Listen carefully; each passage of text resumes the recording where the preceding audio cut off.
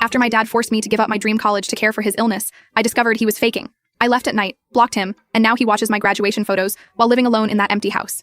I just got my graduation photos back today. As I was scrolling through Instagram sharing them, I noticed a familiar name had viewed my story within seconds. My dad's account. He's blocked on my main, but somehow always finds my public posts. 4 years later, he's still watching from that empty house where everything fell apart. I guess it's time to share what really happened. Back in 2020, I had just gotten accepted to my dream university. Full scholarship, honors program, the works. My dad had always pushed me to chase my dreams, saying how proud he was that I'd be the first in our family to attend a prestigious university. He even helped me prep for interviews and edit my essays.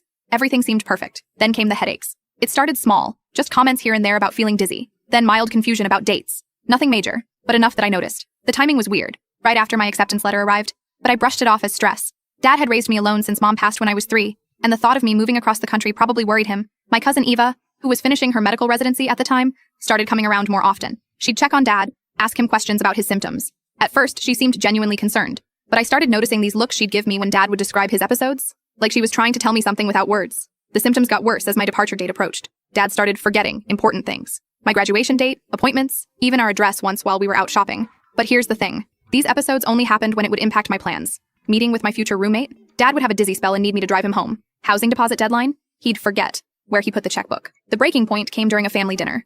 Eva was there, along with our family friend Henry, who'd been Dad's best friend since college. Dad had been complaining about numbness in his hands all evening, dropping his fork dramatically. But when he thought no one was watching, I saw him texting perfectly under the table. That's when I caught Eva's eye. She'd seen it too. After dinner, Eva pulled me aside. "Sophie," she said, "I need to show you something." She took out her phone and showed me her documentation of Dad's symptoms. A detailed log showing how they only appeared when I was making college preparations, and mysteriously vanished when he thought no one was looking. But the real kicker? Henry finally broke down and told us about Dad's secret girlfriend, Gabriella. They'd been dating for months, but Dad had asked Henry to keep it quiet. Apparently Dad had been perfectly fine during their dates. No confusion, no numbness, no memory issues. He'd even been planning weekend trips with her for the exact dates I'd be moving into my dorm. I felt sick. 4 years of hard work, countless late nights studying, all those academic competitions, and my own father was manipulating me into giving it all up. The scholarship had a strict deadline for acceptance. Miss it, and it would go to someone else. That night, I made a decision. Eva helped me pack while Dad was sleeping. I left a note saying I knew the truth and took only what I could carry. Eva had helped me arrange a tiny studio apartment near the community college where I'd start my backup plan. The next morning, my phone exploded with messages.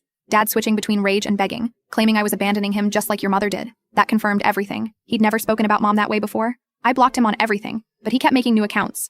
The worst part? His symptoms magically cleared up the moment I left. Suddenly, he was well enough to drive around looking for me, to call every family member. I spent 2 years at community college, transferred to a different university with another scholarship, and graduated last week. Through it all, Dad's kept watching from afar. Family members tell me he still lives in that house alone. Gabriella left him months after I did. He sits there, viewing my social media stories within seconds of posting, but never reaching out directly anymore. Sometimes I wonder if he really believes his own lies now. Does he understand what he did?